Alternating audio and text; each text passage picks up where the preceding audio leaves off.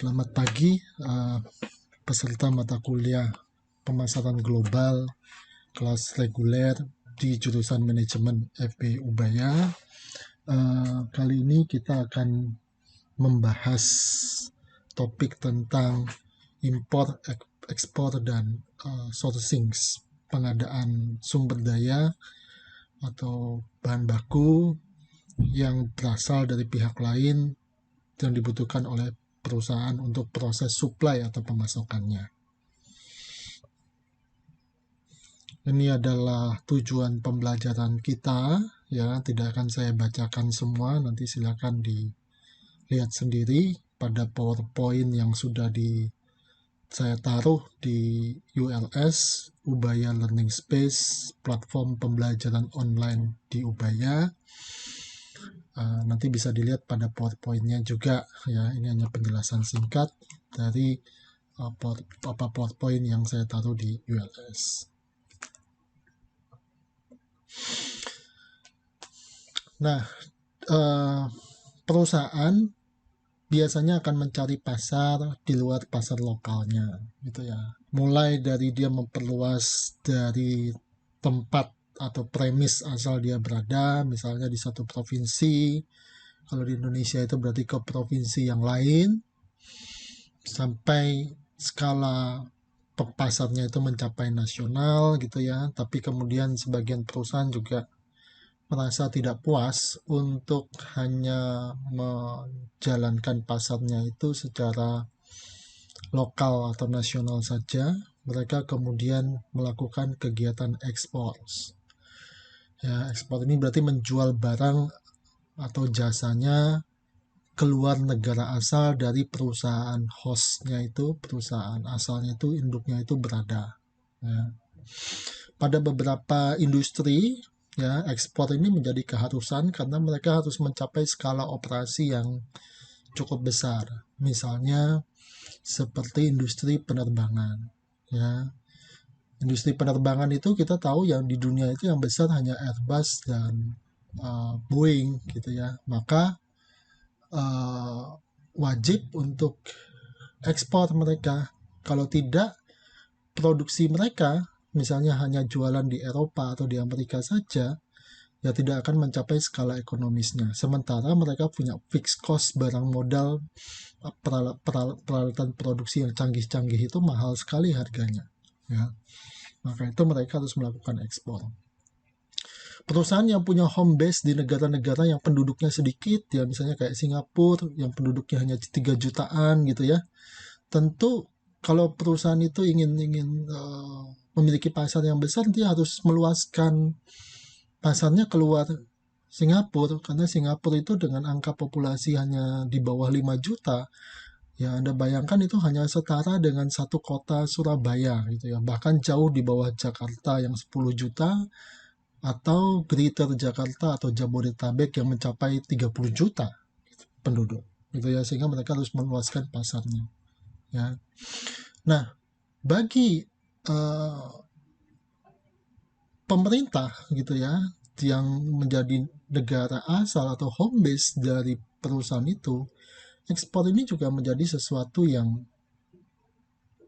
sangat penting. Kenapa? Karena ekspor itu mendatangkan devisa, ya, mendatangkan pendapatan dalam mata uang asing yang nanti akan bisa dipakai untuk bertransaksi lainnya. Yang tentu harapannya dalam perdagangan internasional itu, ekspor atau impor itu terjadi surplus neraca perdagangan, bukan terjadi defisit neraca perdagangan. Ya, surplus neraca perdagangan itu terjadi kalau kita lebih banyak ekspor atau menjual daripada mengimpor atau mendatangkan barang dari luar negeri ke dalam negeri. Jadi kita lebih banyak ekspor dari dalam negeri ke luar negeri daripada impor. Nah, itu akan sangat berdampak, ya, pada ekonomi negara itu, ya, karena kalau perekonomiannya neraca perdagangannya terjadi defisit, karena defisit, gitu, defisit neraca berjalan, gitu ya, defisit transaksi perdagangan, ya, maka mata uang negara itu bisa melemah dan punya dampak berlipat ganda atau multiplier effect terhadap sektor-sektor ekonomi yang lain di dalam negara itu. Ya, seperti misalnya mata uangnya menjadi melemah, ekonominya menjadi tidak kompetitif dan sebagainya. Nah, terkait dengan ekspor ini kita akan membahas ada ekspor selling dan ekspor marketing. Ya, ekspor selling itu adalah menjual produk yang sama dengan harga yang sama dengan promosi yang sama di tempat yang berbeda. Ya, jadi pada produknya tidak ada kustomisasi, ya, di seluruh dunia, di seluruh negara di mana kita pasarkan itu produknya sama, begitu pula harganya sama, ya. Nah, tentu kalau harga sama ini jadi bisa jadi problem, ya, karena setiap negara itu Anda tahu memiliki tingkat daya beli yang berbeda, ya. Ada negara yang daya belinya tinggi, ada negara yang daya belinya rendah, gitu ya. Jadi itu bisa jadi problem, ya. Produk sama ini juga bisa jadi masalah, ya. Pada beberapa negara mungkin produk itu tidak cocok atau dilarang, ya. Sementara pada negara yang lain boleh, gitu ya. Nah, kemudian juga dengan promosi yang sama, ya. Promosi yang sama berarti ya medium konten komunikasinya itu dibuat sama, ya, dibuat tidak berbeda satu sama lain, ya. Jadi nggak ada bedanya. Nah, itu punya potensi masalah juga, ya, karena misalnya Anda buat iklan yang di satu negara itu lucu, di negara yang lain belum tentu dia lucu, gitu ya. Anda buat iklan di satu negara itu bagus, di negara yang lain mungkin berkonotasi negatif karena bahasa atau karena pelafalannya. Ya, nah itu harus menjadi perhatian, gitu ya. Nah, sementara itu ekspor marketing dia menyesuaikan marketing mixnya itu kepada konsumen internasionalnya. Nah, jadi Anda tahu marketing mix atau bauran pemasaran di dalam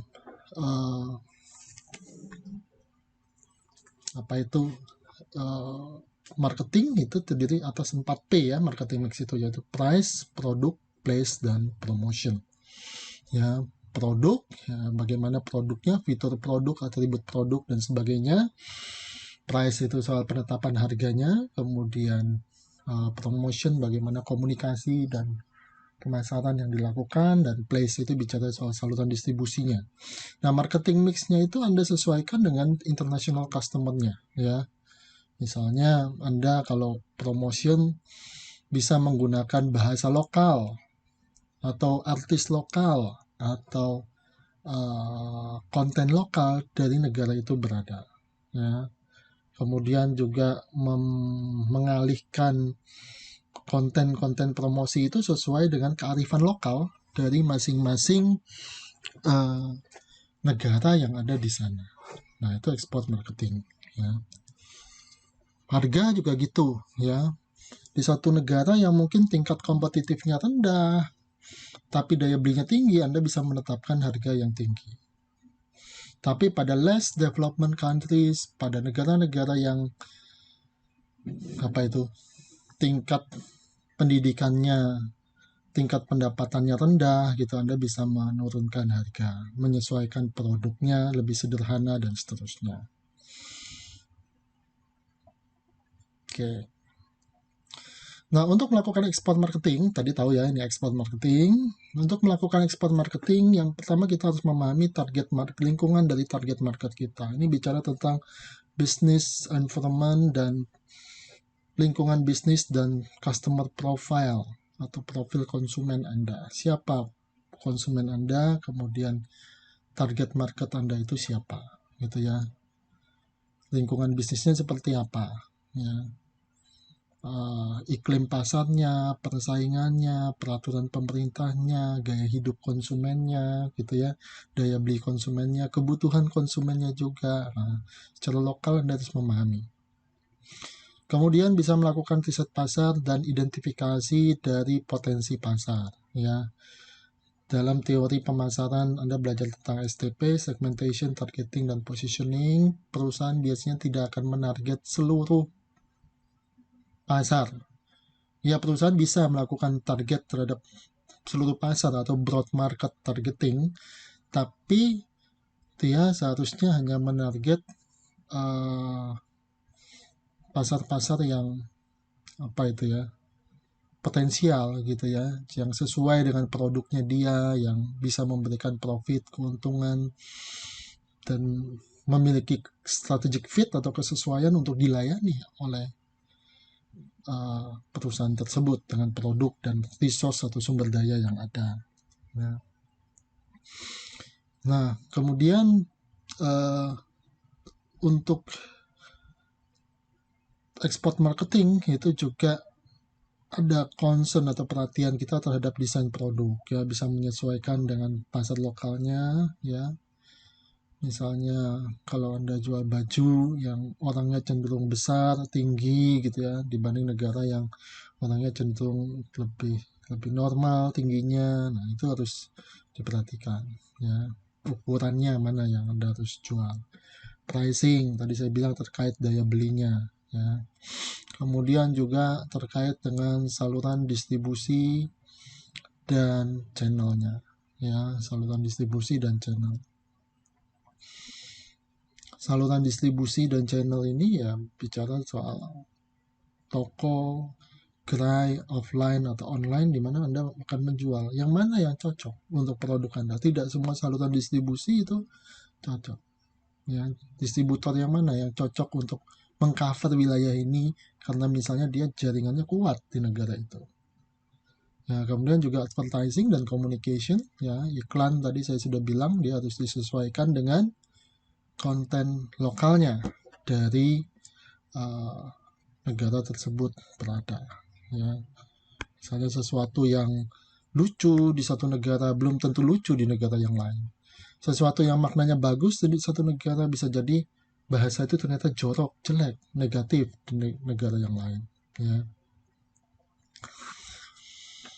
Nah, kemudian dalam aktivitas ekspor ini ada level-levelnya ya. Ini level paling dasar itu nomor 1, yaitu bahwa perusahaan itu tidak ingin melakukan ekspor. Ya, bahkan dia tidak mau memenuhi pesanan dari ekspor yang sudah jelas. Ya, itu bisa saja terjadi seperti itu karena dia merasa bahwa pasarnya sudah cukup gitu ya, kapasitas produksinya sudah cukup, atau karena filosofi dari pemiliknya merasa wah ini ya tidak usah terlalu serakah lah untuk menjangkau pasar yang lain gitu ya. Nah, yang kedua adalah perusahaan yang memenuhi ekspor yang sudah jelas pesanannya gitu ya, tapi dia tidak akan mengejar order gitu ya. Jadi perusahaan ini termasuk misalnya export seller ya, tadi export seller tahu ya, ini export seller ya. Nah, ini export seller ya. Nah, kalau export seller berarti dia akan jual dengan apa? Komponen marketing mix atau bauran pemasaran yang sama persis ya dengan yang lain, dengan negara atau dengan konten yang lain. Oke. Yang ketiga adalah perusahaan yang mengeksplorasi visibilitas dari ekspornya itu. Visibilitas berarti kelayakan ekspornya. Ya, apakah kita layak untuk melakukan ekspor ke sana? Misalnya punya channelnya kah? Apakah ekspor ke sana menguntungkan kah? Apa logistiknya memadai kah? Gitu ya. Kemudian berikutnya perusahaan bisa mengekspor pada satu atau lebih pasar dengan trial basis. Trial basis itu berarti ya coba-coba gitu ya. Trial basis dia akan mencoba apakah ini potensial, menguntungkan atau tidak gitu ya. Ya kalau enggak menguntungkan ya nanti dia berhenti. Ya tinggal dihentikan aja ekspornya. Karena kalau ekspor itu kan tidak ada penanaman modal langsung ya. Kalau pemerintah disebut dengan apa itu? Oleh pemerintah ekonomi makro itu disebut sebagai FDI atau foreign direct investment ya. Tidak ada foreign direct investment langsungnya. Kalau ada apa-apa dalam trial ini ternyata nggak bagus gitu ya, ya tinggal dihentikan aja karena dia sudah tidak melakukan penanaman modal langsung, seperti nggak bikin pabrik di sana gitu ya, nggak bikin mesin apa itu produksi di sana.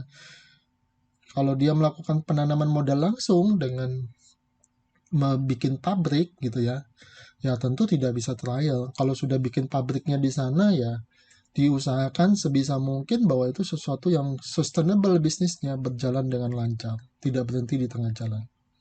Karena pabriknya kalau dia berhenti mau dikemanain? Mungkin Anda bilang, lo dijual Pak. Nah, dijual itu belum tentu. Kalau peralatan-peralatan di dalam industri Anda tuh spesifik, mungkin akan susah untuk mencari pembelinya, gitu ya. Nah, itu beda. Tapi kalau bagi pemerintah, foreign direct investment itu justru lebih disukai daripada ekspor. Makanya pemerintah itu seringkali mengadakan apa? Bea masuk atau pajak yang tinggi terhadap barang impor. Tapi mendorong perusahaan asing itu berinvestasi di Indonesia atau di negara asalnya, bukan hanya Indonesia ya, tapi juga di negara-negara lain, untuk apa? Menanamkan modalnya dalam bentuk bisnis yang real, bikin pabrik dan sebagainya, karena itu yang lebih sustainable. Ya, dia akan bisa berjalan dengan terus ya, walaupun mungkin terjadi guncangan ekonomi ya. Kalau investasinya hanya di pasar modal atau hanya ekspor, ya ketika terjadi sesuatu dia akan berhenti, terjadi capital flow, terjadi capital outflow, terjadi pelarian modal gitu ya. Oke, lanjut. Kemudian perusahaan itu dikatakan merupakan eksportir yang berpengalaman terhadap satu atau lebih pasar ya. Jadi dia tahu dengan persis pasarnya ya. Tahu pasar secara persis ini bisa kita lakukan misalnya dengan bekerja sama secara lokal dengan orang atau prinsipal lokal itu gitu ya. Misalnya dulu saya pernah bekerja di perusahaan yang perusahaan kami adalah prinsipal untuk wilayah Indonesia untuk mesin-mesin tambang standar Australia gitu ya.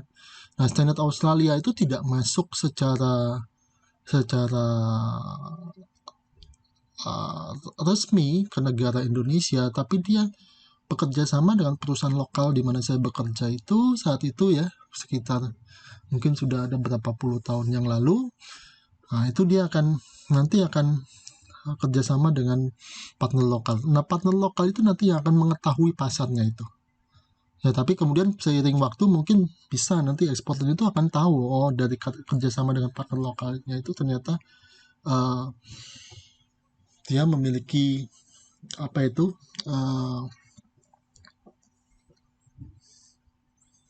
pengalaman atau keahlian atau spesialisasi tentang suatu pasar lokal tertentu ya. Berikutnya adalah perusahaan yang membidik satu negara atau wilayah tertentu yang memfokuskan pasarnya berdasarkan kriteria-kriteria tertentu ya. Mungkin dia spesialis pasar Asia gitu ya, dan membidik dan melakukan apa itu pemasaran dengan bauran pemasaran marketing mix 4P tadi berdasarkan kriteria-kriteria lokal dari pasar Asia yang dia bisa penuhi gitu ya. Nah, level tertinggi dari aktivitas ekspor terorganisir adalah perusahaan itu mengevaluasi potensi pasar globalnya untuk target market yang terbaik ya. Jadi dari pasar global seantero dunia ini, mana yang kira-kira target marketnya dia yang paling baik yang untuk dia masuki ya. Nah, best target market.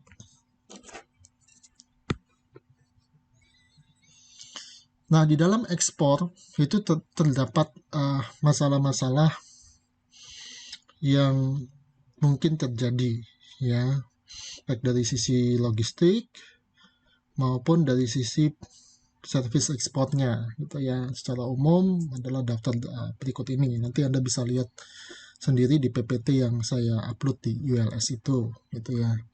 Misalnya soal transportasi gitu ya. Nah, apakah transportasinya memadai, infrastrukturnya cukup misalnya, dan biaya transportasinya kompetitif tidak gitu ya, sehingga nanti kita bisa jual barangnya dengan harga yang kompetitif dibandingkan pesaing ya.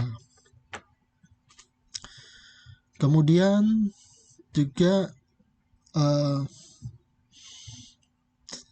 dokumentasi ekspornya, handling documentationnya ya. Ekspor itu kan kita memasuki barang satu negara, berarti ada birokrasi yang nanti harus kita masuki, yang kita harus jalani. Nah, bagaimana dengan proses pemasukannya itu ke negara tujuan itu ya. Kemudian tentang informasi keuangannya, bagaimana pembayarannya dan sebagainya di negara tujuan itu ya. Kemudian soal distribusi ya, distribusi ini bisa menjadi penting karena kalau dia barang consumer goods misalnya, distribution is matters. Distribusi itu sangat sangat penting untuk kita bisa mendapat penjualan yang signifikan gitu ya, karena barang consumer goods itu konsumen tidak mau bersusah payah untuk mencari barang itu jauh-jauh ya. Distribution menjadi penting. Kemudian packaging juga ya, apakah packagingnya akan dikemas sesuai spesifik konten dari negara tujuan, atau packagingnya itu dibuat menunjukkan kekhasan lokal sehingga kalau orang di sana beli, oh dia tahu ini produk dari Indonesia ya gitu ya. Nah seperti itu. Nah kemudian juga asuransi ya, kemudian juga prosedur legal ya, prosedur hukum, bea cukai ya. Kemudian adakah red tape dari pemerintahnya ya.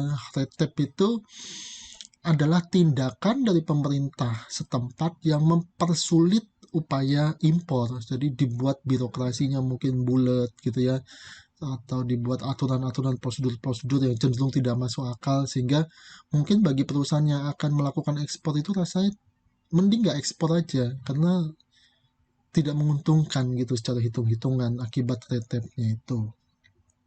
Kemudian produk liability ya. Jadi produk liability ini kalau produk itu ternyata dipakai menyebabkan kecelakaan, menyebabkan cacat, bagaimana pertanggungjawaban kita sebagai penjual gitu ya. Nah, hati-hati di negara-negara tertentu ini sangat ketat kan undang-undang perlindungan konsumennya gitu ya, jauh lebih ketat daripada undang-undang perlindungan konsumen yang ada di Indonesia. Dan mereka bukan sekedar mungkin punya undang-undang perlindungan konsumen, tapi undang-undang perlindungan konsumen itu benar-benar dijalankan, dieksekusi. Nah itu Anda harus hati-hati dengan produk liability-nya ya, jangan sampai produk Anda nanti menimbulkan kecelakaan dan harus mengganti rugi dalam jumlah besar karena ada undang-undang perlindungan konsumen yang kuat di negara itu ya. Kemudian prosedur lisensi ya, mendapatkan lisensi ekspornya, soal custom atau dati ya, ini biaya cukai, biaya masuknya ya. Negara yang kita masuki itu pasti akan mengenakan biaya cukai atau biaya pajak impor, karena itu satu menjadi sumber pemasukan mereka, dua biasanya pajak itu menjadi sarana atau pajak impor itu menjadi sarana mereka untuk bisa membuat produk lokal mereka menjadi kompetitif ya. Kemudian soal kontraknya ya, bagaimana klausul-klausul kontraknya.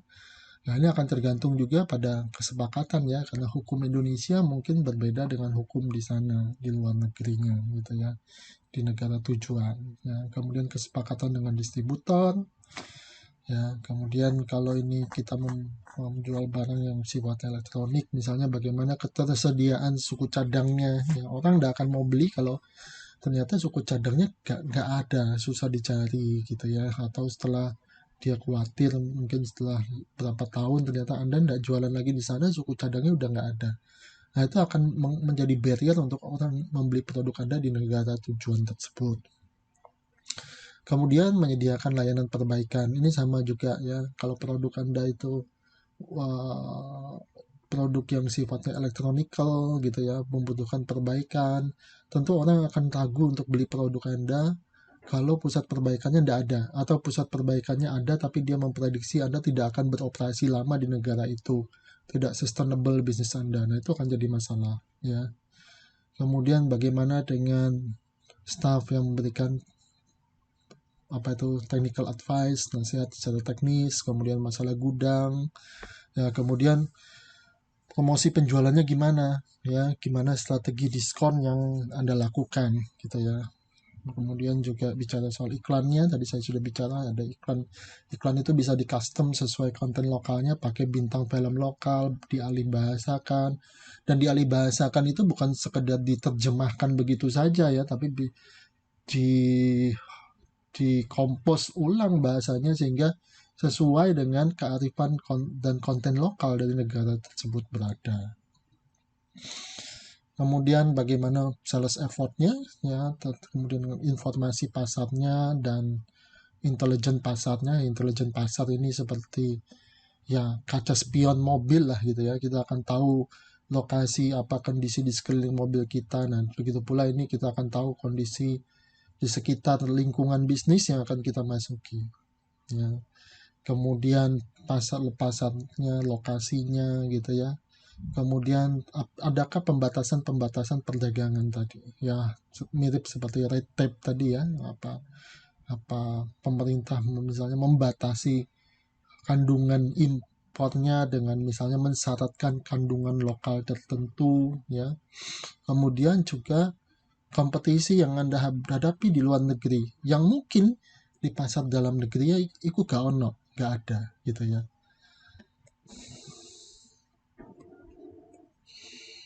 Nah, ini data saja ya. Ekspor clothing terbesar di Cina 2011. Wah, ternyata Cina yang nomor 1 ya. Nah, sehingga kalau sekarang ini saat video ini dibuat terjadi wabah corona dan terjadi pengurangan aktivitas bisnis dan bahkan terjadi lockdown di beberapa kota di Cina itu ya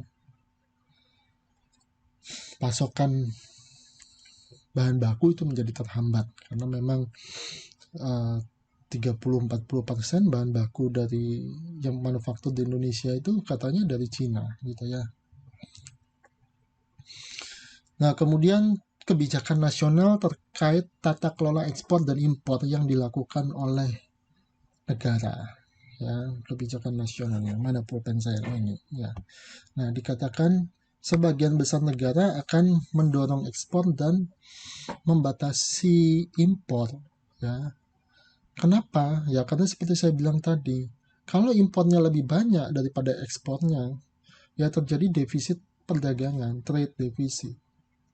Dan itu tentu akan mengancam kestabilan ekonomi negara itu. Mata uangnya bisa melemah, dan kalau mata uangnya melemah, dia nggak punya kemampuan untuk membayar impornya, ya. Bisa terjadi gejolak, harga-harga bisa jadi mahal, kemudian terjadi pengurangan atau PHK tenaga kerja besar-besaran, dan itu bisa menimbulkan gejolak yang cukup tinggi.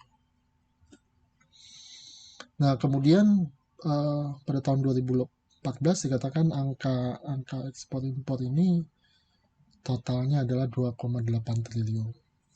Oh ya, impor itu pasti ya tadi dibatasi dan ekspor itu didorong. Kenapa? Ekspor itu mendatangkan devisa, mendatangkan pendapatan pada negara yang menjadi asal eksportirnya itu. Karena biasanya uang hasil ekspor itu akan repatriasi itu dikembalikan kembali ke negara asalnya.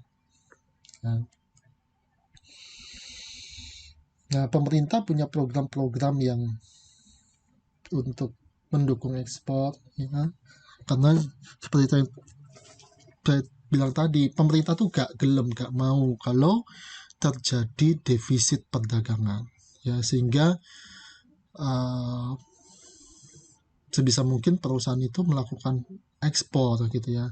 Kalau perusahaan itu melakukan impor, sebisa mungkin hanya impor pada bahan-bahan modal, barang-barang modal, dan bahan baku yang memang mereka tidak punya kemampuan untuk memproduksinya sendiri secara lokal. Tapi sebisa mungkin kemudian impor barang modal atau bahan bakunya dari luar, kemudian mereka bisa ekspor juga. Nah, itu yang diinginkan oleh pemerintah, ya. Nah, ekspor ini juga dilakukan pada tingkatan nasional, regional, dan lokal, didorong oleh pemerintah, ya. Jadi ini contoh-contoh ya, misalnya negara Jepang setelah Perang Dunia Kedua, kita tahu setelah Perang Dunia Kedua itu ekonomi Jepang menghadapi kehancuran yang luar biasa, ya. Dia mengembangkan uh, strategi ekspor gitu ya, supaya nanti ekspornya bisa bagus, ya. Saat itu kita tahu ekonomi Cina hancur, ekonomi Jepang hancur lebur karena terjadi Perang Dunia II itu, setelah apa itu, Jepang dibom atom oleh uh, apa itu, Cina ya, Hiroshima dan Nagasaki itu, ya. Kemudian juga Cina, segitiga Cina, yaitu Republik Rakyat Cina, People Republic of China, Taiwan, dan Hong Kong, ya.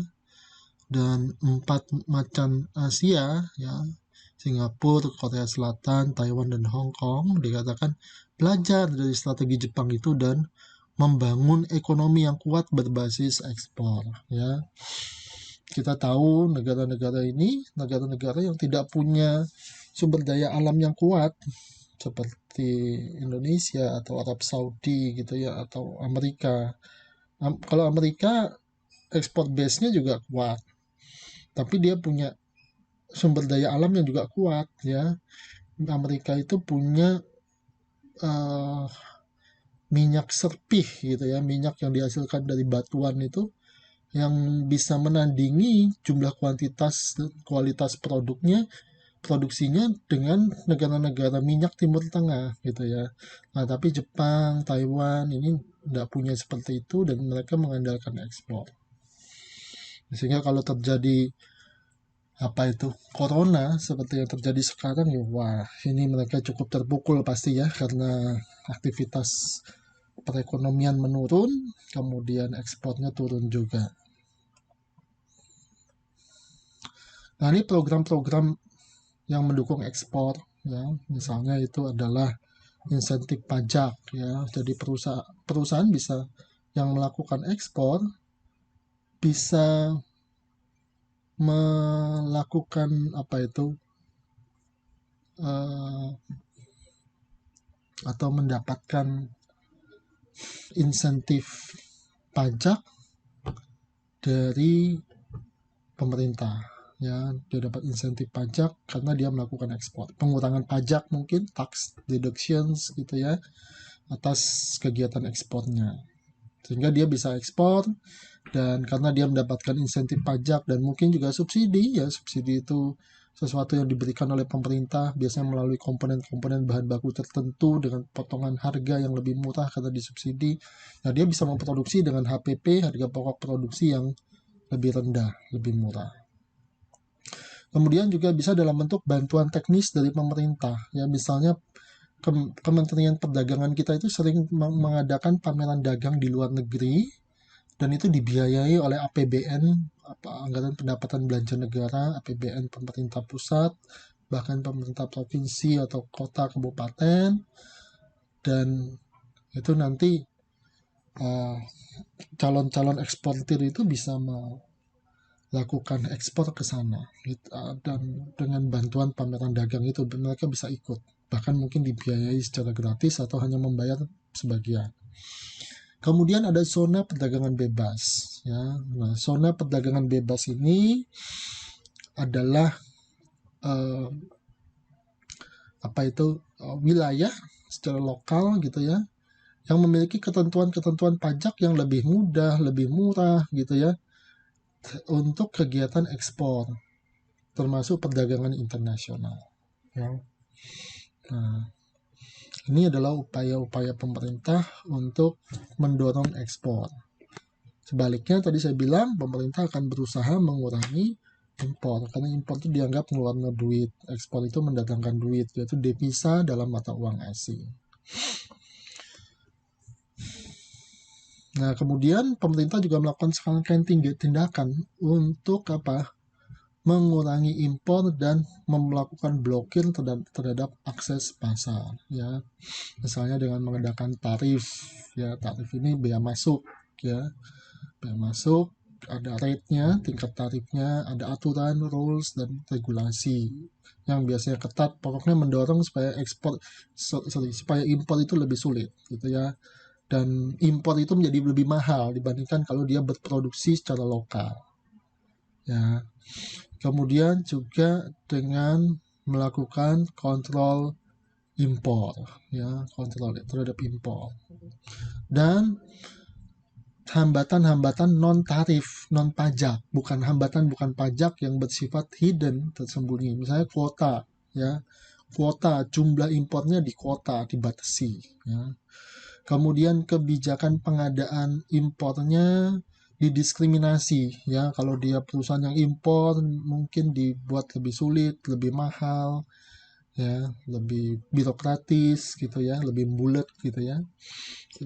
Prosedur bea cukai yang restriktif, membatasi gitu ya. Nah, itu kebijakan moneter yang bersifat arbitrase, ya, dan regulasi teknis dan administratif yang sifatnya restriktif, membatasi. Misalnya harus ada kandungan lokal sekian persen baru barangnya bisa masuk di Indonesia atau di negara asalnya, ya. Kemudian bisa juga ditengarai kan, bisa menggunakan isu-isu kesehatan, isu-isu lingkungan hidup, sehingga barang kita bisa diblokir untuk masuk ke satu negara. Ya, seperti produk sawit itu kan di beberapa negara dia seringkali di-campaign, yang dari Indonesia ya, di-campaign sebagai merusak lingkungan. Ya, nah itu sebenarnya kita bisa memandang ya, dari berbagai perspektif fenomena itu. Salah satunya adalah hambatan yang sifatnya non tarif yang dilakukan oleh pemerintah dengan sengaja, pemerintah di berbagai negara ya, bukan cuma pemerintah Indonesia, dengan tujuan menghambat ekspor. Menghambat impor dan mendorong ekspor. Ya, ini contoh hambatan perdagangan untuk menghambat impor tadi ya. Jadi Uni Eropa, China, ya, bisa mengenakan bea masuk yang tinggi, ya, untuk suku cadang otomotif yang dibuat di luar negeri misalnya, atau mengenakan tarif anti dumping. Dumping itu apa? Dumping itu adalah uh, proses untuk mendiskriminasi tarif apa itu, harga kita ketika kita ekspor. Jadi harga di dalam negerinya mungkin lebih mahal daripada harga ekspor karena disubsidi pemerintah atau perusahaannya dengan sengaja menurunkan harganya. Nah, sama pemerintah yang dimasukin oleh produk ekspor itu bisa dibuat apa? Tarif anti dumping, ya. Jadi supaya dumpingnya itu menjadi tidak berguna dan tarifnya kembali harga jualnya menjadi normal kembali karena ada pajak anti dumpingnya itu, ya. Nah, itu kadang seperti itu. Kemudian mengenakan kuota, ya. Kemudian juga melakukan prosedur impor yang mahal, bulat, lama, ya, untuk produk-produk tertentu dengan tujuan melindungi atau melakukan proteksi terhadap produk nasional yang ada di negara yang diimpor itu, ya. Nah, sehingga mungkin Anda melihat ya beberapa produk tertentu itu kalau dia dijual di luar negeri kok lebih murah, tapi kalau di Indonesia jauh lebih mahal ya karena ada bea masuknya itu. Dan sebagian mungkin dikenakan PPNBM ya, pajak pertambahan nilai barang mewah, sehingga kalau di Indonesia lebih mahal. Nah, tujuannya seperti ini, mengurangi impor, mendorong produksi lokal, selain tentu memberikan pendapatan pajak kepada pemerintah gitu ya. Kalau di Indonesia pajak itu mungkin supporting hampir 80% dari struktur APBN nasional kita. Ya, kalau kota Surabaya itu mungkin pajak itu bisa 50% ya dari APBD dan dari PAD ya, pendapatan asli daerah kota Surabaya kita ini. Kemudian juga ada harmonisasi tarif ya. Nah, ini dikembangkan oleh World Customs Organization efektif mulai 1989 dan diadopsi oleh kebanyakan negara yang melakukan perdagangan internasional. Ya, di situ importer dan eksportir harus menentukan klasifikasi produknya yang diekspor itu. Ya, jadi ada klasifikasinya. Setahu saya itu ada partnya, jadi ada seperti nomor HS-nya juga nanti ya. Jadi dia harmonisasi tarif sistem ini, harmonisasi pajak ekspor ini, pajak impor ini nanti akan sama satu negara dengan negara yang lain ya. Nah, kalau dia tidak sama dan kemudian terjadi seperti perang dagang Cina Amerika kemarin, ya itu mereka saling menaikkan bea masuk ya. Jadi bea masuk ini dihambat, dinaikkan, bahkan dilarang masuk oleh Amerika. Cina kemudian melakukan tindakan retaliation, melakukan pembalasan ya. Nah, itu sistem tarif yang uh, harmonisasi gitu ya.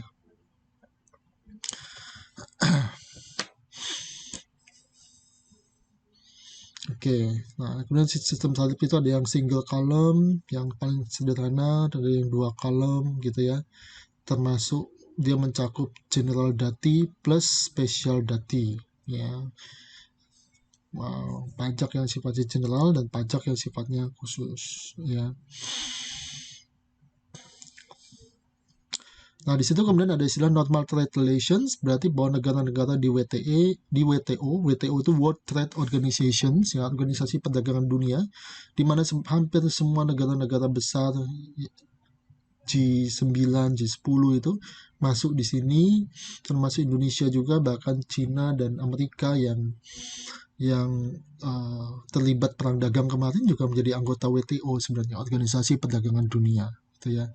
Nah, negara-negara di WTO itu dikatakan menerapkan kolom 1 tarif kolom 1 untuk semua negara-negara yang sebagian besar negara-negara ya. Tarif kolom 2 itu diberlakukan untuk negara-negara di luar anggota WTO. Sebenarnya udah ada kesepakatan gitu.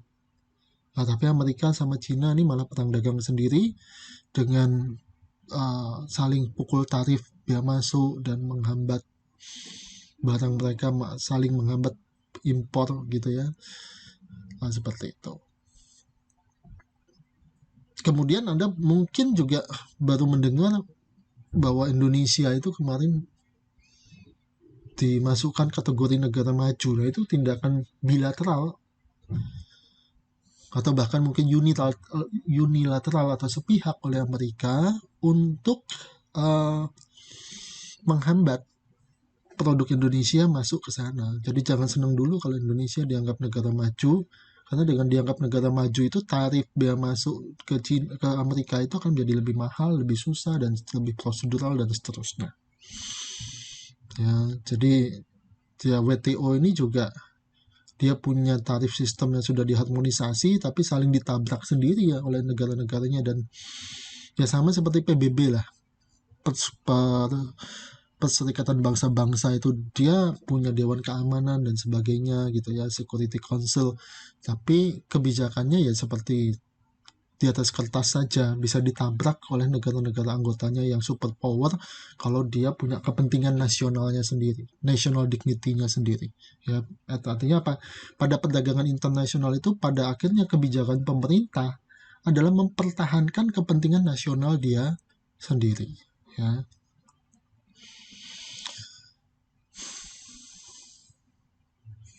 Nah, ini dia ada kategori-kategori tarifnya ya. Ini contoh saja ya, tarif bea masuk untuk impor di Amerika ya. Ada NAFTA dan sebenarnya NAFTA itu kesepakatan Fakta Perdagangan Atlantik Utara gitu ya. Nah, kalau dia anggota NAFTA sekian tarifnya, dan dia punya kebijakan sendiri. Kalau dia anggota FTA berapa dan seterusnya ya. Kalau dia ikut Fakta Perdagangan itu si suatu region atau wilayah tertentu, ya dia ngikut kesepakatan itu ya, dengan catatan dia setuju tentu saja. Nah, kemudian ada preferential tarif ya. Preferential tarif itu adalah pengurangan tarif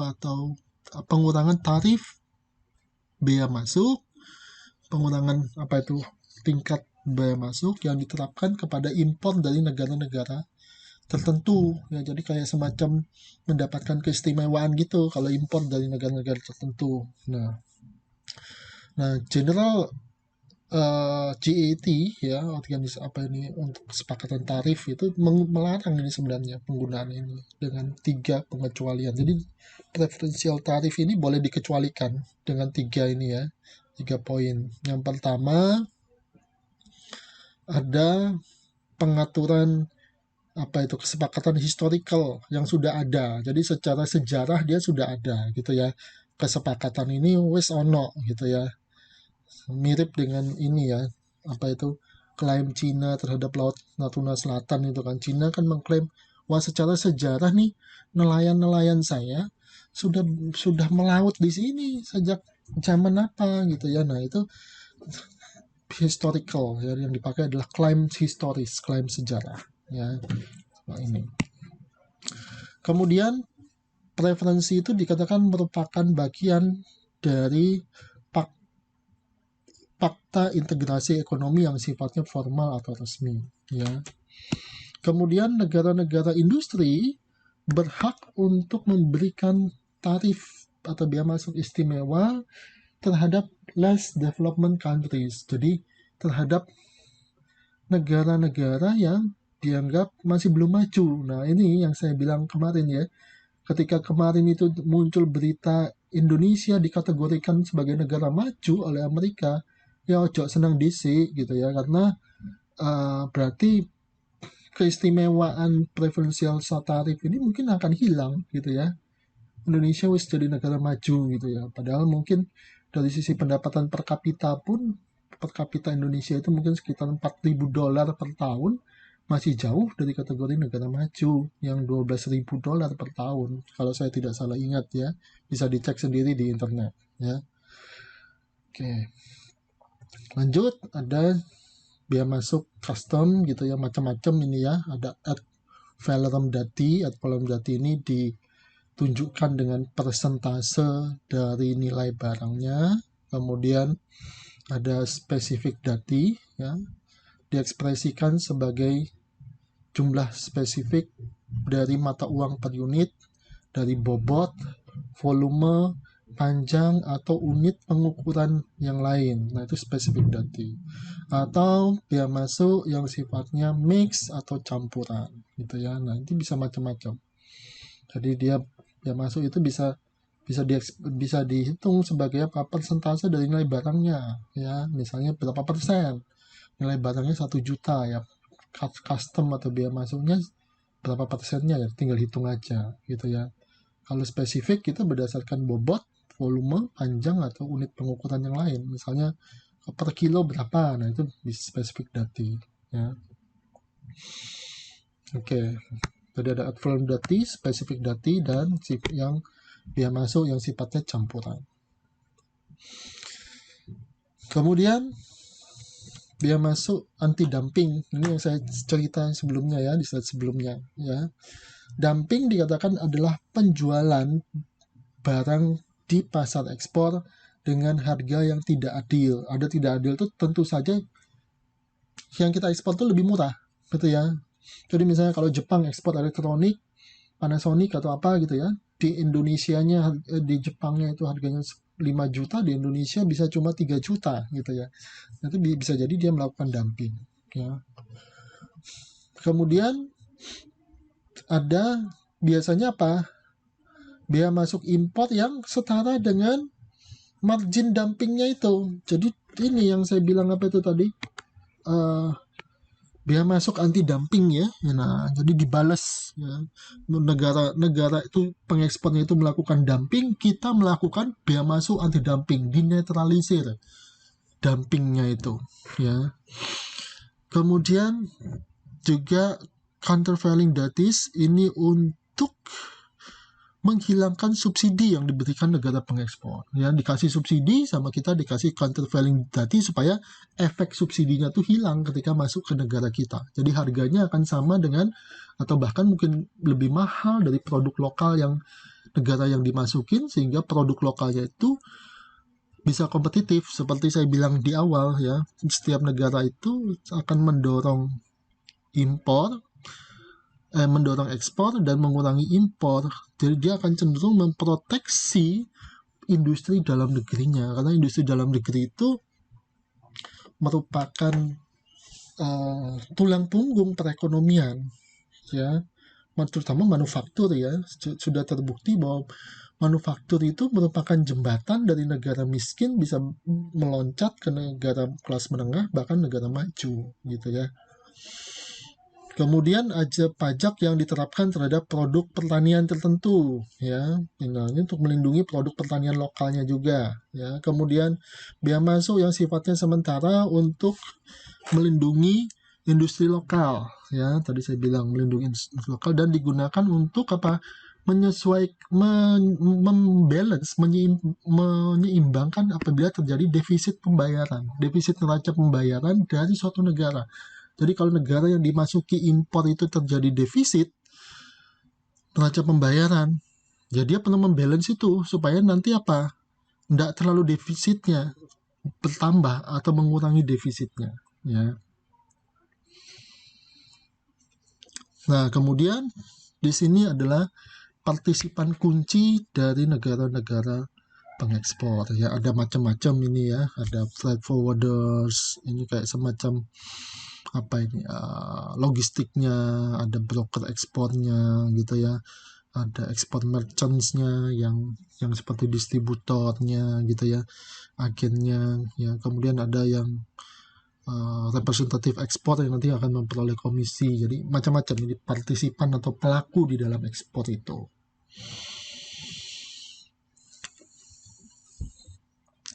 Nah, kemudian ekspor bisa ditangani sebagai aktivitas yang sifatnya part-time, yang dilakukan oleh domestic employee, jadi orang lokalnya itu, ya. Jadi kalau kita ekspor ke Cina, ya domestic employee-nya itu ya dari Cina yang menangani itu, dan kelebihannya mereka punya pengetahuan yang lebih gitu ya tentang kegiatan pasar ekspornya itu.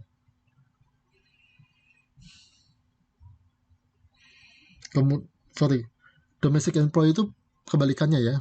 Berarti yang dimaksud adalah orang lokal kita sendiri. Ya, jadi bukan negara tujuannya, orang lokal kita sendiri. Nah, kemudian juga melalui partner ekspor, ya kita bisa punya partner di luar negerinya itu, ya. Tentu saja partner itu karena dia biasa lokal, ya, kebalikan dari domestic employee, dia bisa punya pengetahuan yang cukup baik tentang pasar lokalnya itu. Kemudian selain ekspor partner, kita punya departemen ekspor. Jadi ini kayak semacam departemen khusus di perusahaan kita yang tugasnya menangani ekspor, ya. Kemudian juga melalui departemen ekspor di dalam suatu divisi internasional. Nah, ini kalau dia sudah lebih fokus lagi, ada bagian ekspornya, dan bagian ekspor itu ada di dalam divisi internasional dari perusahaan kita. Ini bicara struktur organisasinya ya, perusahaan yang melakukan ekspor, ya. Kemudian untuk perusahaan yang multidivisi, setiap kemungkinan itu dikatakan eksis untuk setiap divisi tersebut, ya, setiap kemungkinan itu. Jadi bisa menggunakan kemungkinan di atas kalau perusahaannya itu multidivisi. Misalnya ada divisi elektronik, kemudian ada divisi food and beverage. Nah, ini dia bisa menerapkan hal-hal ini semua, ya.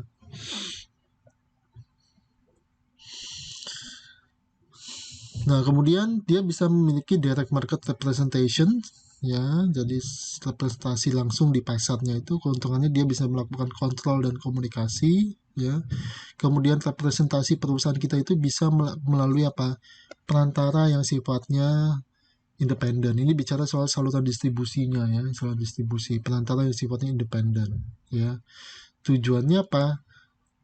Dikatakan perantara yang sifatnya independen ini paling bagus untuk apa? Volume penjualan yang kecil ya.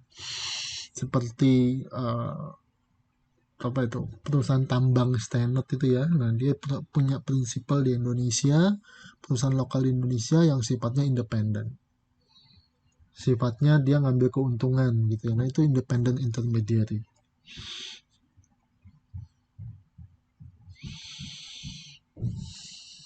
Nah, kemudian di dalam perdagangan internasional itu terdapat metode-metode pembayaran atau cara pembiayaan untuk kita bisa menjalankan ekspor itu ya. Bisa menggunakan letter of credit LC, ini yang paling sering ya. Kemudian cash in advance, sales open account ya, dan seterusnya ya. Tapi yang paling sering ini adalah LC ya, letter of credit. Nah, ini LC ya, letter of credit. Dia ada proses di sini ya. Mulai nomor 1 itu ada invoice-nya untuk kontrak, kemudian nomor 2 itu dikatakan dia pembelinya itu menginstruksikan banknya atau issuing banknya untuk mengeluarkan kredit untuk penjualnya itu ya. Kemudian issuing banknya itu meminta bank lain biasanya di negara penjual untuk mengkonfirm kredit tersebut. Kemudian negara yang melakukan konfirmasi itu menginformasikan penjual bahwa kredit telah dikeluarkan. Nah, itu prosedur untuk apa itu? LC ya, letter of creditnya itu. LC ya, letter of credit.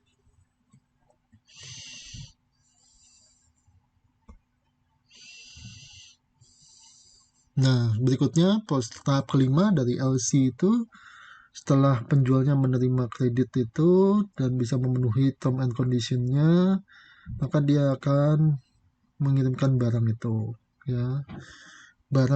Penjual nomor 6 dikatakan penjual mengirimkan dokumen-dokumennya ya, memberikan bukti pengapalannya kepada bank di mana kredit itu tersedia ya. Kemudian yang ketujuh, bank akan memeriksa dokumen tersebut. Kalau dokumennya itu memenuhi syarat, bank akan menerimanya, akan membayar gitu ya. Kemudian jika bank itu merupakan selain dari issuing bank, maka dia akan mengirimkan dokumen itu ke issuing banknya itu ya, bank penerbit LC-nya itu ya. Kemudian issuing banknya itu akan mengecek dokumen dan kalau memenuhi syarat ya, maka dia akan melakukan transaksinya gitu ya. Oke.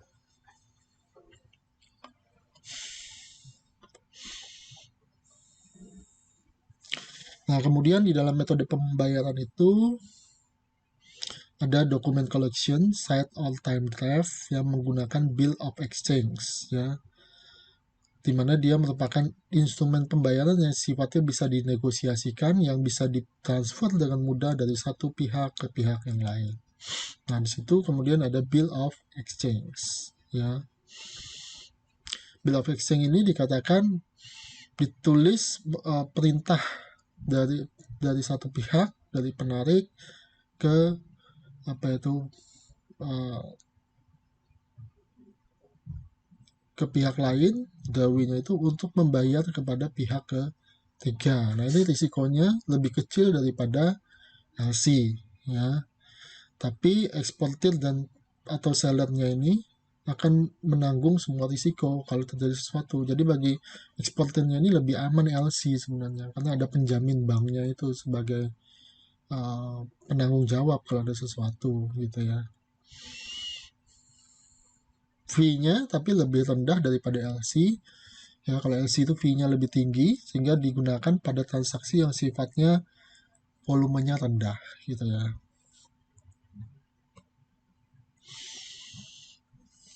Nah, kemudian bisa menggunakan metode pembayaran cash in advance ya. Kalau di luar negeri ya dibayar tunai itu risikonya cukup tinggi gitu ya. Kemudian mungkin ada pembatasan pertukaran mata uang asing di negara tujuan itu, sehingga kalau nilai uangnya terus dikembalikan dia harus butuh waktu yang cukup lama ya.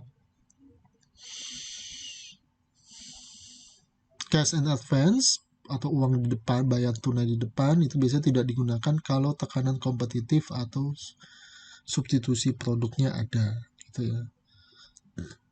Kemudian bisa sales on open account, itu adalah metode pembayaran setelah barangnya dikirimkan ya. Ini sales open account itu bisa memunculkan dikatakan masalah legal, masalah hukum ya, dalam penagihan uangnya itu, kalau dia tidak disertai dengan bukti-bukti untuk menagihnya itu yang memadai. Nah, kemudian juga ternyata ada kemitraan untuk mengenakan bea masuk perdagangan untuk terorisme ya,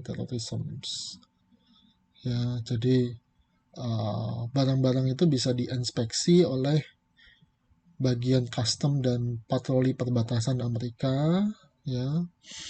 Kemudian ada semacam sertifikasinya juga. Nah, itu akan mempersulit ya barang itu untuk masuk, terutama mungkin negara-negara yang misalnya dalam kasus ini Amerika Serikat dianggap sebagai pendukung terorisme gitu ya. Dia akan dipersulit ekspornya dengan custom anti terorisme ini.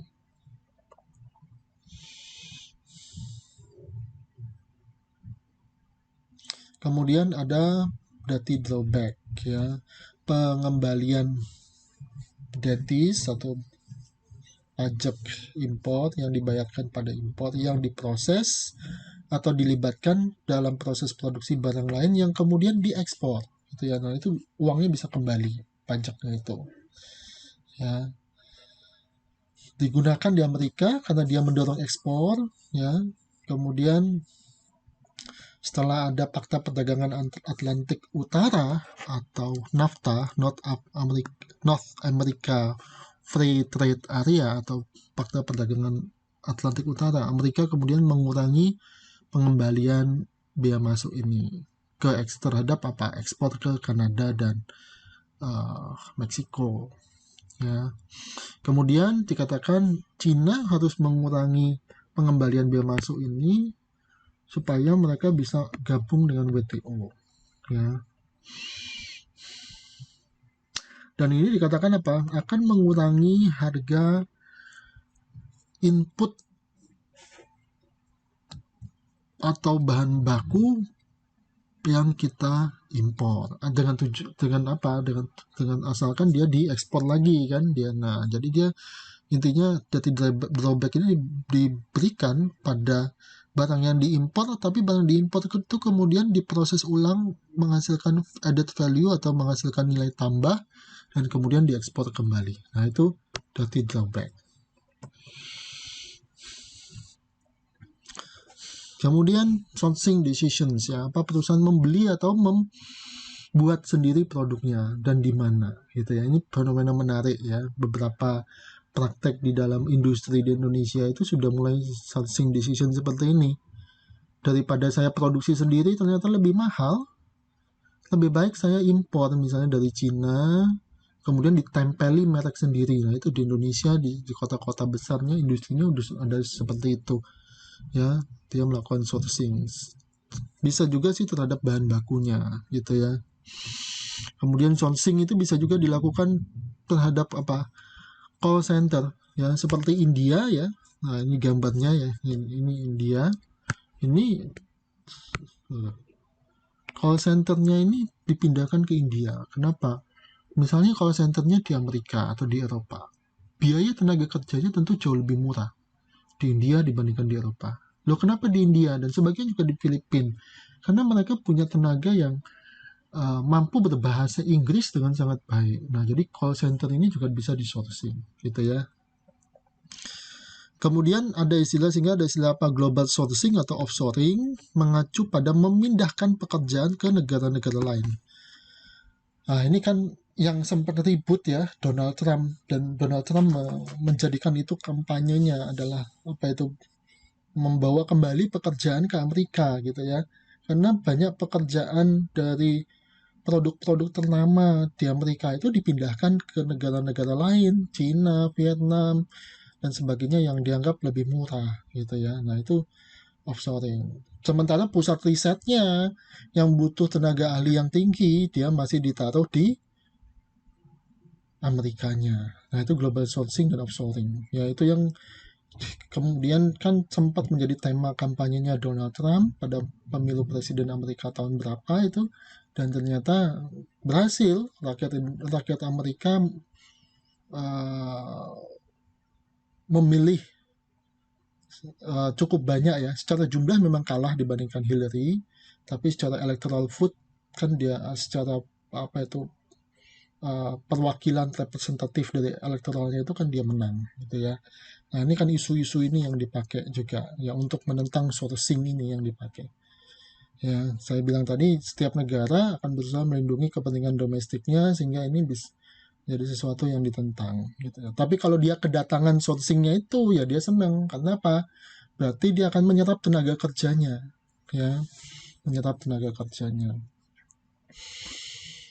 Nah, ini adalah faktor-faktor yang mempengaruhi sourcing ya, yaitu visi manajemen ya, mungkin manajemennya ingin mencari cost yang lebih murah ya, kemudian juga kebutuhan konsumennya ya. Kalau barangnya itu dipasarkan di negara-negara yang pendapatannya kelas menengah atau bawah, ya tentu saja dia nggak bisa jual dengan mahal, dan dia harus cari sourcing bahan baku dan tenaga kerja yang lebih murah ya. Kemudian terkait logistik, infrastruktur negara ya, kita tahu seperti Cina, Vietnam ya, infrastrukturnya berkembang pesat dan faktor negaranya cukup stabil, dan tenaga kerjanya kompetitif. Kompetitif itu belum tentu yang paling murah ya, tapi dibandingkan dengan input dan outputnya dia bagus gitu ya. Dengan input sekian, dia bisa menghasilkan output lebih banyak ya. Kemudian juga risiko politik ya, stabil. Anda tahu risiko politik ini akan diperhitungkan sangat besar oleh pengusaha sebelum dia masuk ke negara tujuannya untuk berinvestasi. Apalagi kalau dia melakukan itu tadi ya, FDI tadi ya, foreign direct investment, itu tentu dia akan sangat pertimbangkan risiko politik. Karena kalau dia sudah membenamkan sekian banyak uangnya untuk bikin pabrik, kemudian negara itu terjadi peralihan kekuasaan yang mengubah lanskap kebijakan ekonomi dan bisnisnya dengan drastis, ya tentu saja tidak semudah itu dia bisa menarik FDI-nya gitu ya, risiko politik. Kemudian juga nilai tukar ya, terutama ya mencari yang apa itu, nilai tukarnya cenderung stabil lah, tidak berfluktuasi tinggi, tidak terjadi hyperinflation ya. Kemudian uh, uang lokalnya itu dikatakan mudah dikonversi ya, jadi tarif apa itu, rate konversinya tidak jauh ya.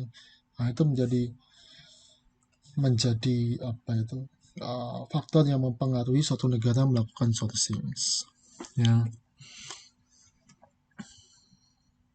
Kemudian ada kebutuhan konsumen juga di situ ya, harus dipertimbangkan. Nah, ini menarik nih. Ada tulisannya di sini apa tuh? Know more about the country your job was outsourced to bla bla bla bla ya.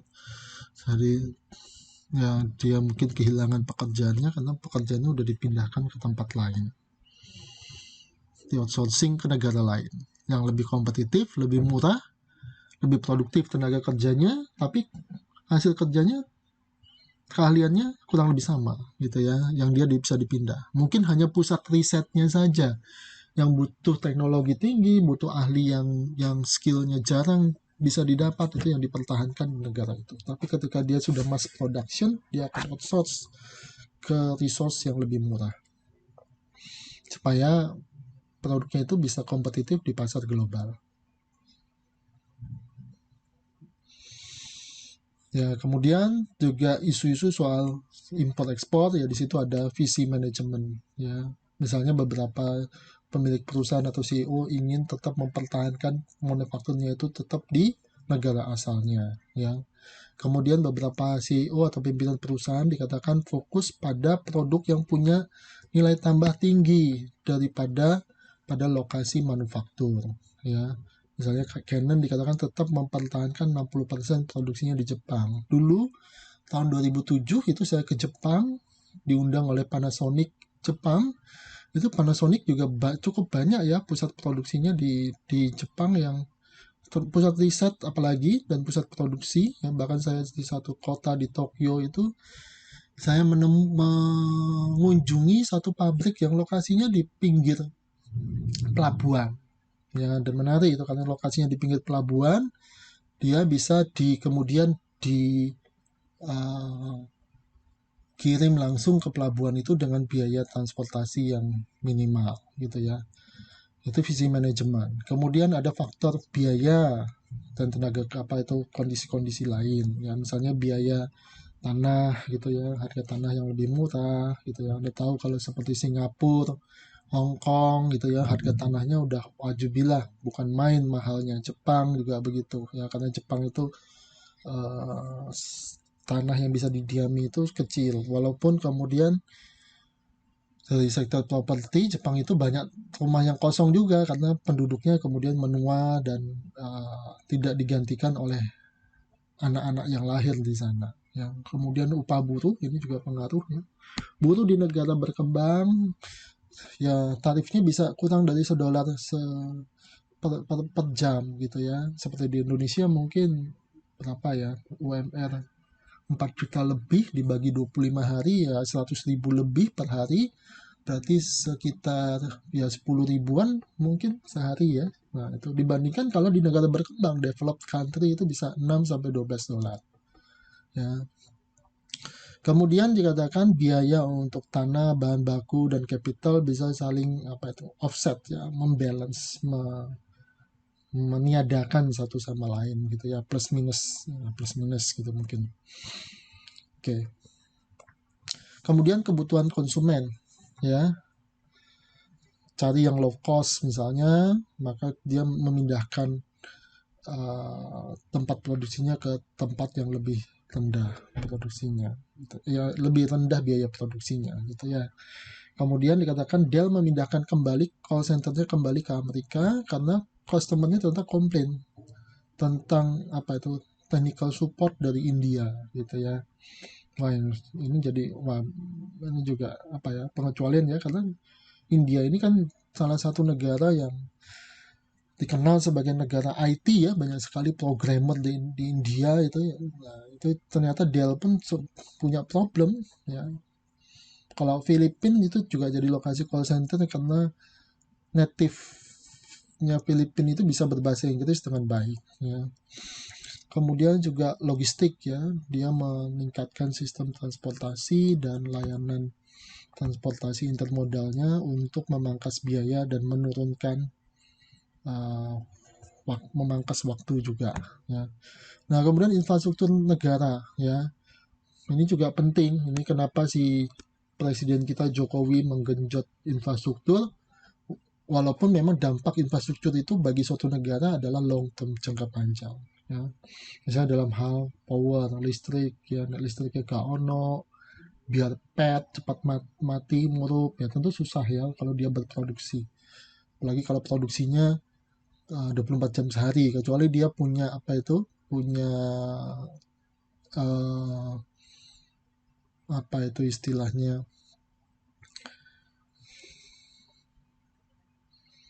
pembangkit listrik sendiri ya. Di Indonesia ini ada perusahaan yang punya pembangkit listrik sendiri ya, transportasi, jalan, communications ya, jaringan televisi, seluler, jaringan telepon, internet ya. Kemudian ketersediaan pemasok atau supplier ya, ini penting juga ya, karena kadang suatu negara itu harus mendekati lokasi suppliernya, terutama kalau supply-nya itu bahan dengan karakteristik yang bulky, besar, berat, yang kalau ditransportkan dalam jarak jauh ya akan sangat mahal biaya transportnya gitu ya. Kemudian terdapat pusat kumpulan tenaga kerja yang mungkin dibutuhkan gitu ya, punya keahlian tertentu atau lebih murah biayanya tapi punya skill yang cukup, kerajinan yang bagus ya, dan pemerintahnya cukup stabil ya, pro bisnis gitu ya. Nah, itu menjadi pertimbangan. Kemudian faktor politik ya, ini juga penting sebelum kita masuk ke suatu negara ya. Dikatakan risiko politik itu lebih tinggi pada negara-negara yang belum berkembang di Afrika, Asia dan sebagainya daripada misalnya di negara maju. Ya, intinya kalau politik suatu negara itu tidak stabil, presidennya turun naik, dijatuhkan melalui kudeta gitu ya, mengambil atau presiden pimpinan negara itu mengambil kebijakan-kebijakan yang ultra nasionalis, tidak pro bisnis ya, misalnya dulu yang dilakukan oleh Hugo Chavez dari Venezuela itu kan dia men-take over tambang-tambang minyak, kilang minyak dari Amerika karena dia anti Amerika. Nah, itu tentu akan menyebabkan ekspor investor takut untuk masuk ke negara itu ya. Kemudian proteksionisme ya. Jadi misalnya kalau di Amerika ini dikatakan apa? Ada negara bagian yang meloloskan undang-undang yang melarang ya perusahaan tertentu mempekerjakan perusahaan yang menggunakan call center dari luar Amerika misalnya. Nah, itu proteksionisme ya. Tadi saya bilang negara itu memang dia ikut dalam fakta perdagangan bebas dan sebagainya, tapi pada at the end dengan berbagai cara dan triknya sendiri dia akan berusaha melindungi pasar lokal dalam negerinya supaya bagaimana industri di dalam negerinya bisa tetap hidup, jalan, karena manufaktur di lokalnya itulah yang menyerap tenaga kerja, mengurangi pengangguran dan mensejahterakan negara tersebut ya. Kemudian juga faktor nilai tukar mata uang asing ya, pasti dia akan berusaha membatasi global sourcing kalau terdapat risiko fluktuasi nilai tukar mata uang yang tinggi ya, kalau tidak stabil, atau juga pada level komoditas tertentu ya. Kalau komoditas itu cenderung berfluktuasi tinggi ya, minyak misalnya itu kan punya track record yang fluktuasinya tinggi ya. Terakhir itu saya mendengar harga minyak itu jatuh sampai $30 per barrel ya, karena Arab Saudi menyatakan perang harga. Sementara minyak serpih yang diproduksi oleh Amerika, termasuk minyak dari kilang-kilang Indonesia, itu kan harganya masih $40 ya, sehingga dia akan rugi kalau berproduksi seperti itu. Nah, itu fluktuasinya bisa tinggi. Di satu titik minyak itu bisa, dulu pernah pada krisis tahun berapa ya, 2008 atau berapa itu, harganya bisa pada yang saya ingat pada zamannya pemerintahan Presiden Susilo Bambang Yudhoyono, itu harga minyak bisa menembus 120. Anda bayangkan fluktuasinya dari $30 per barrel menjadi $120 per barrel, ada rank $90 per barrel di situ ya. Intinya kalau nilai tukar mata uang asingnya tidak stabil ya, tentu dia akan menyebabkan orang mikir-mikir gitulah. Nah, jadi ini adalah akhir dari kuliah kita tentang impor, ekspor, dan sourcing. Terima kasih yang sudah mendengarkan. Selamat pagi. Saya akhiri rekaman ini dari studio PPKP, Pusat Pembelajaran dan Kurikulum Ubaya, Perpustakaan Lantai 4 Ubaya Tenggilis, Surabaya. Terima kasih.